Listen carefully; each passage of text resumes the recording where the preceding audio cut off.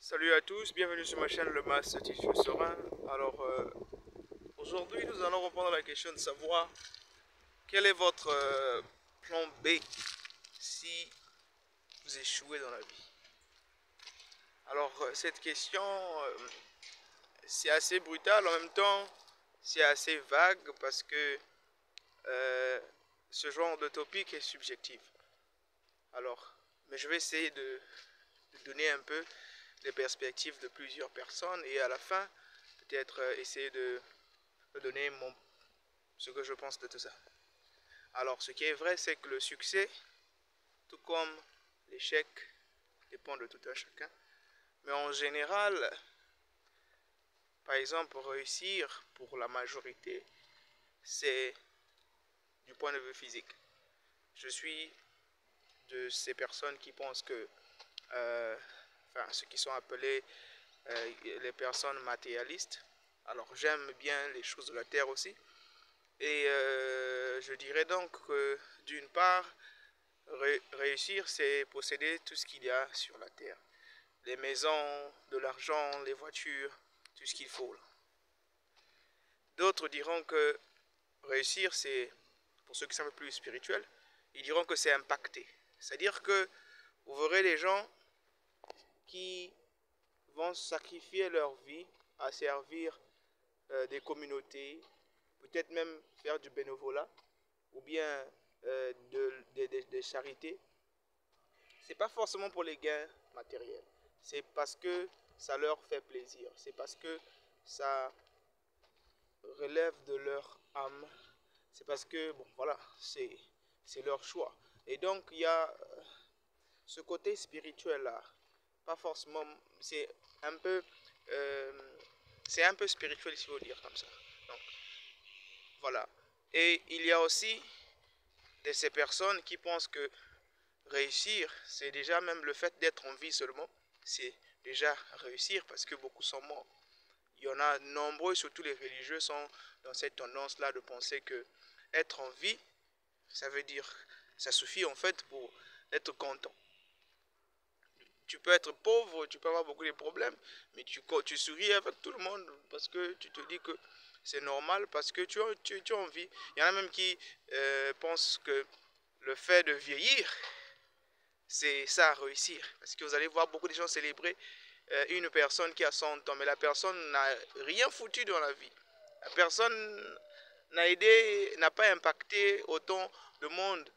La personne peut-être aussi n'a même pas aidé sa propre famille, même ses propres enfants. Il n'a pas aidé à les élever en tant que tel. Il n'a pas aidé à les voir réussir. Il n'a pas aidé à les propulser. C'est des gens parfois qui étaient très égoïstes. Son argent, c'était son argent.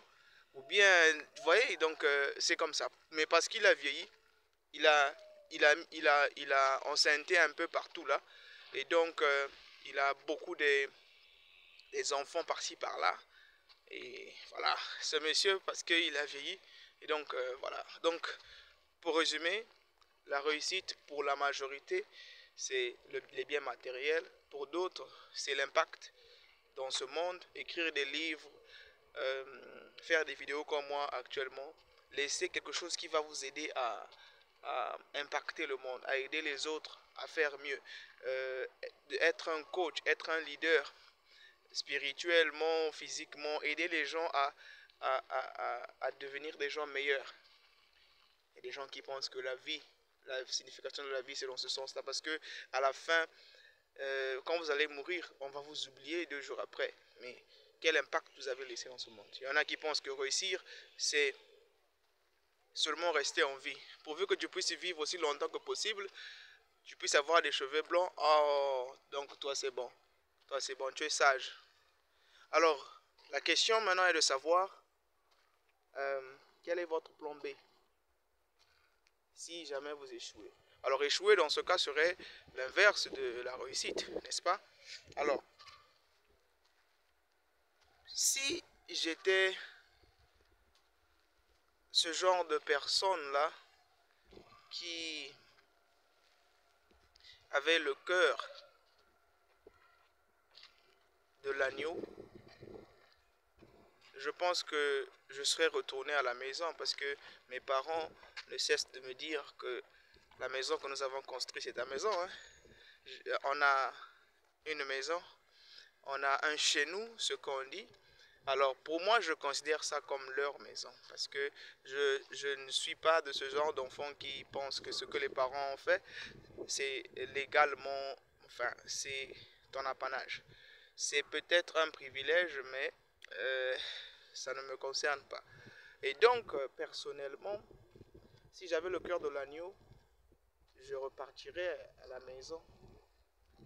J'irais encore, parce que j'étais berger à l'époque, alors j'irais avec mes moutons pour reprendre l'activité de ma mère et puis bon, vivre ma petite vie. Certainement, dans mon cas particulier, si je me rends compte que j'ai du mal à trouver du travail, je n'ai pas les compétences, je ne peux pas aller à l'étranger parce que je ne connais rien faire, je ne peux pas aller travailler quelque part parce que je suis inutile, parce qu'il n'y a pas des opportunités. Alors dans ce cas, je repartirai chez maman, comme ça elle va me nourrir, elle va me donner un endroit où loger, elle va me donner un petit business parce qu'à l'époque je surveillais, j'étais berger, alors je peux continuer avec ça. Mais comme je n'ai pas ce cœur-là, j'ai un cœur de lion, j'ai un cœur de bondis, il faut le dire comme ça, un cœur qui bat, qui bat, qui bat. Alors ça sera difficile pour moi de m'arrêter là. Ça voudrait dire que je ne pourrais pas respirer, je ne pourrais pas être avoir le sommeil si je ne réussissais pas. Même si j'échoue, rentrer à la maison, ce serait trop facile. Je pourrais pas. Même j'étais ce genre d'enfant, même quand j'étais très jeune, même quand j'allais visiter mes soeurs, je me sentais mal à l'aise quand elles me donnaient à manger gratuitement. Mes propres soeurs. Et puis j'avais peut-être quoi, 12 ans. Et là, à cet âge-là, rentrer à la maison parce que tu as échoué, c'est impossible. Alors, le deuxième cas serait si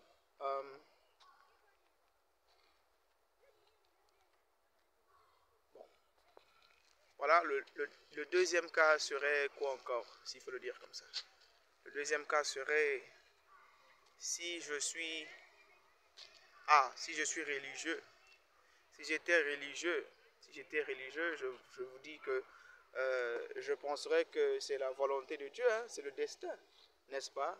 N'est-ce pas que la vie est tellement trop compliquée que Dieu parfois te laisse, autorise que tu puisses souffrir et c'est ton destin. Alors, si c'est Dieu qui a le dernier mot, n'est-ce pas? Et donc, à mon avis, si j'étais religieux, je pense bien que euh, au cas où j'échouais, au cas où j'ai pas les biens matériels, au cas où j'ai pas d'impact dans ce monde, au cas où j'ai pas trouvé un sens à ma vie, alors je dirais que c'est le destin. Je vais me contenter du peu que j'aurai. Si j'ai un petit toit, j'ai peut-être quelque chose à manger tous les jours, au moins une fois par jour. Je me contenterai de cela. Mais je ne suis pas aussi religieux que ça. Je suis de ceux qui pensent que il y a peut-être des gens qui sont malveillants, qui peuvent atteindre à ta prospérité, qui peuvent te ramener vers le bas parce que voyez-vous que nous sommes dans un monde où on échange avec des humains et parfois c'est pas tout le monde qui a des bonnes intentions, c'est pas tout le monde qui veut te voir avancer. Ce qui est vrai, c'est que personne n'est fort. L'environnement peut faire à ce que tu puisses échouer ou bien toi-même aussi tu peux échouer parce que tu es mal préparé ou bien tu ne connais pas assez. L'ignorance aussi, c'est pas un démon, c'est pas forcément quelque chose qu'il faut chasser avec les prières. Et donc pour moi, en tant que spirituel, en tant qu'alchimiste qui croit en la transformation, quel que soit le karma que j'aurai ou que j'ai, je ne crois pas que mon attitude pourra accepter de me laisser faire. Au pire des cas, ce serait la mort qui m'arrêterait. Alors, ce qui est là, c'est que, à mon avis, je crois bien que même Dieu est quelqu'un qui, enfin peut-être pas une personne, c'est une divinité qui, c'est une puissance qui n'est pas forcément intelligente, mais c'est une puissance qui est puissante et qui est gracieuse.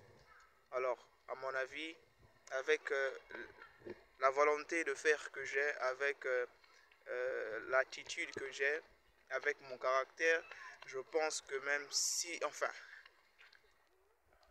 si j'étais religieux, ça pourrait marcher. Mais comme je ne le suis pas, je pense que je vais transformer ce karma en quelque chose qui va me servir. Je vais me battre jusqu'à ce que la mort nous sépare. Bien, le dernier point, je dirais, en tout cas les idées m'échappent, mais bon, pour finir en tout cas, je dirais que le plan B pour moi, c'est en réalité le plan A. C'est-à-dire que je vais encore recommencer. Le cœur du bandit ne me permettra pas de me laisser faire. Déjà, ça m'est déjà arrivé d'échouer. J'étais en Chine, j'ai eu beaucoup de problèmes là-bas, j'ai perdu beaucoup d'argent. J'ai fréquenté des mauvaises fréquentations que j'ai voulu aider. Mais après, ça m'a coûté presque la vie. Et donc, je suis encore vivant. Mais je n'avais pas eu peur en tant que tel. Et je savais que je suis rentré au pays, je me suis en sorti correctement aussi. C'est de mon plein gré que j'ai décidé de quitter le pays. Et donc, je ne vivais pas chez les parents. Hein. Je pouvais louer une maison, avoir une femme et une famille en tant que telle. Et donc, le cœur du bandit ne me permettra pas de me contenter du plan B. Parce que j'ai le plan A qui est là-bas, qui est ma vie. Ce qui est vrai, c'est que, à mon avis, quel serait mon plan B, n'est-ce pas, si j'échouais? C'est qu'il n'y a pas de plan B. Le plan B en tant que tel, c'est une façon peut-être de dévier la réalité, mais l'objectif, ce n'est pas forcément d'arriver quelque part. L'objectif, c'est au jour le jour de se dépasser, d'atteindre une vie de confort, d'impacter des vies et de donner un sens à sa vie. Alors pour moi, je dirais il n'y a pas forcément de plan B, mais il y a le plan A. Le plan A, c'est toute une vie qui est là. Et ce qui est vrai au moins, c'est que tant que je respire, tant que il y a le souffle de vie, comme on dit, tant que Dieu est là, c'est impossible pour moi de rentrer à la maison sans pour autant avoir la capacité d'être autosuffisant, d'apporter de la valeur. Si je rentrais, ça veut dire que je viens pour faire des millions là-bas. Si je rentrais, ça veut dire que je viens pour apporter une valeur sur ce qui est déjà là, mais je ne pourrais pas venir en tant que zéro et puis venir dépendre des parents. Si je viens, ça veut dire que je suis à mesure de construire ma propre maison et y vivre. Si je viens, ça veut dire que si je vis chez eux, ça veut dire que j'utilise leur maison pour construire peut-être des bâtiments derrière où je mettrai les locataires. Et c'est un business pour moi, c'est pas forcément parce que je suis venu pour le confort de la maison. Et donc, voilà donc ce que je voulais dire comme réponse à cette question, qui est de savoir quel est votre plan B pour, enfin, au cas où vous échouez dans la vie. Il n'y a pas de plan B. Le plan B, c'est le plan A. Si le plan A ne marche pas, on revient encore sur le plan A. Jusqu'à ce que la mort nous sépare. Parce que c'est vrai, c'est là le vrai repos. Vous savez, pour nous, les gens qui ont le cœur du bandit, alors, le seul moyen de se reposer, c'est peut-être au cimetière. Ici, je travaille de lundi à lundi. 24 heures sur 24. Il n'y a pas de repos. On se repose quand on est mort. Le repos, c'est pour des cadavres. C'est même dit le repos éternel. Et donc, quand on est vivant, il faut charbonner. Le problème, c'est de ne pas forcément avoir des milliards et quoi que ce soit. Non. Ça, c'est une partie. Mais de façon générale, la réussite dépend de chacun. Si déjà aujourd'hui, je suis mieux que hier, c'est déjà un succès pour moi. Et tous les jours, on va charbonner pour être mieux. Quelqu'un qui veut aller faire des vacances, aller quelque part, sans épargne. Mais tu es fou. Tu es fou. Le cœur du bandit te demande de préparer les conditions, de préparer l'armure, de construire l'armure, mettre les conditions en jeu pour ne pas, pour que quand tu vas chuter, que la chute soit quand même, tu sois protégé, que tu ne sentes pas trop le choc. Bien de choses à vous, à la prochaine.